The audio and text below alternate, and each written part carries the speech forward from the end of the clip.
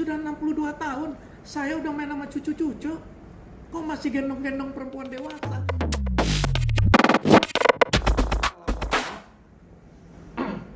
Satu, Hotman Paris Hutapea dalam menangani perkara rumah tangga tidak mengupayakan jalan damai. Itu perintah profesi, etika bahwa di dalam perkara soal rumah tangga harus didamaikan. Dia tidak mendamaikan, bahkan membuka semua kepada umum.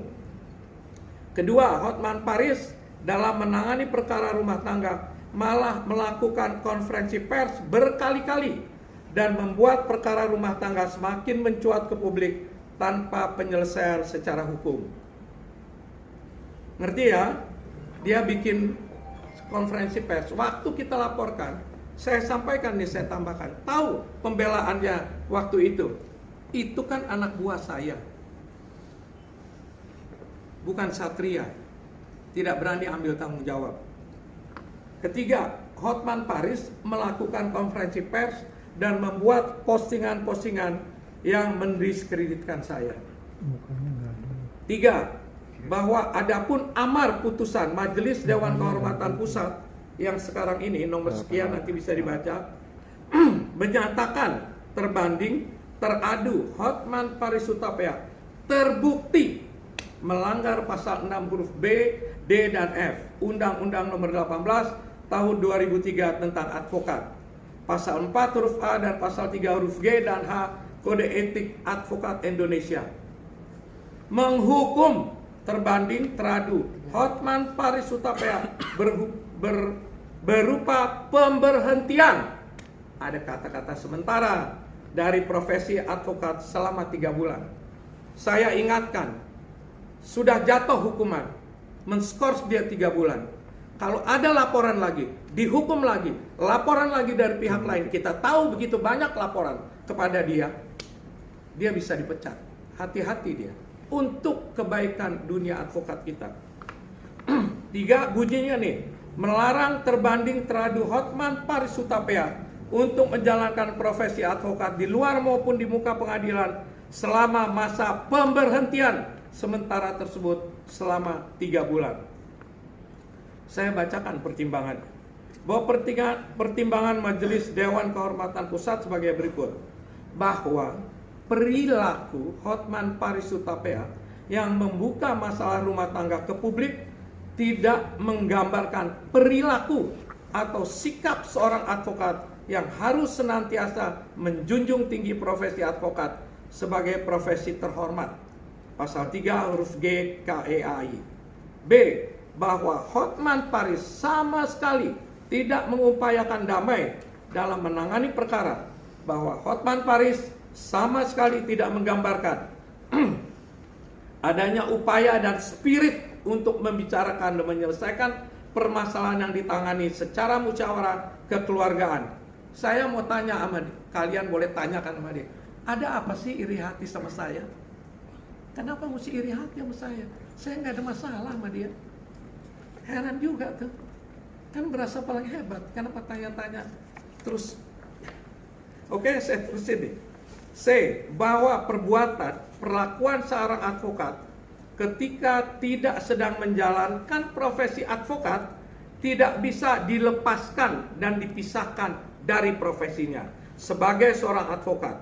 Dalam hal mana perbuatan perilaku seorang advokat ketika tidak sedang menjalankan profesi advokat secara sedemikian rupa akan dapat mempengaruhi citra dan martabat profesi advokat itu sendiri. Hal ini dapat dimaknai dari pasal 3 huruf F Kode Etik Advokat Indonesia yang menyatakan bahwa advokat tidak dibenarkan untuk melakukan pekerjaan lain yang dapat merugikan kebebasan, derajat, dan martabat advokat. Nggak ada iri hati, mau kaya, mau bisnis, apapun juga. Jaga kehormatan, martabatmu sebagai advokat. Nggak tahu ya, kalau soal gendong-gendong perempuan, mandi-mandi, tidak pakai jas katanya. Nggak tahu itu terpenuhi nggak pelanggaran kode etiknya. D, ini masih pertimbangan nih. bahwa surat pemberitahuan pengunduran diri dari Hotman Paris Hutapea sama sekali tidak dapat menggugurkan dan atau menghentikan proses pemeriksaan perkara Akuo dalam tingkat banding. Ngerti ya? Mau mundur, mau lari, mau kabur, kena lo hukuman. Ya, sadari itu.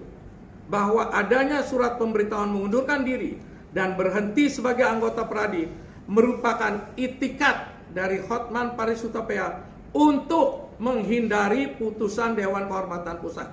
Hal mana bertentangan dengan ketentuan pasal 2 selanjutnya, menuntut seorang advokat memiliki sikap kesatria dalam mempertanggungjawabkan setiap dan seluruh perbuatan perilakunya dalam menjalankan profesi advokat. Saya tambahin deh ya.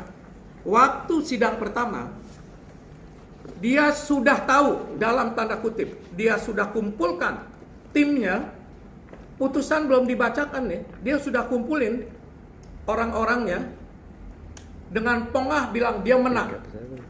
Ada apa kamu bisa tahu sudah ngumpulin orang? Sekarang pun sudah tahu dia. Kusak kesana kesini kesana sini, enggak tembus, lari seperti seorang pengecut.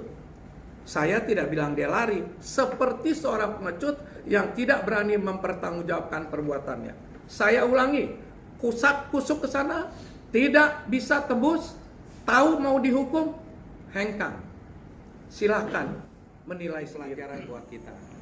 Terhadap Hotman Paris juga, umur sudah 62, saya sudah 72. Mudah-mudahan sampai ke 72. Udah waktunya sekarang hidup dengan benar. Ya, saya mau kasih tahu kita semua nih. Ya, kalau kita orang miskin, kita nggak perlu belajar. Kita bisa naik angkot, kita bisa naik bus, makan nasi bungkus, itu biasa. Yang harus belajar, jadi orang kaya. Kalau jadi orang kaya, jangan norak, mempermalukan diri sendiri. Ya, ini pelajaran buat kita semua. Satu waktu kalian bisa jadi orang kaya, jangan norak. Ya, waktu kita miskin, biasa makan nasi bungkus. Oke? Itu aja. Sudah berumur 62, baliklah beragama, baliklah beretika, beradat, ya. Sudah 62 tahun, saya udah main sama cucu-cucu. Kok masih gendong-gendong perempuan dewasa? Itu bukan pelanggaran etika yang kami adukan, bukan. Saya tambahin sedikit dari Pak Hotma dan Pak Partahi. Pertama, saya sampaikan innalillahi wa inna rajiun untuk Majelis Kode Etik DKI. Begitu juga Majelis Banding, ya. Mudah-mudahan kau diampuni semua dosa-dosanya. Saudara Hotman Paris, saya bilang memang dari awal pengecut, karena dia jauh-jauh hari sudah mendapat bocoran untuk dia tidak mempertanggungjawabkan ini, dia mengundurkan diri. Tetapi dia tidak bisa lari, buntutnya, kakinya pasti diikat. Jadi sekali lagi kami minta Pradi, pimpinan Oto harus tegas. Kalau enggak, saya bilang juga kalian innalillahi wa inna ilaihi rajiun. Amin. Abang, mungkin sedikit bang, butuh penjelasan sedikit. Ini kan terkait hukuman sendiri gitu ya.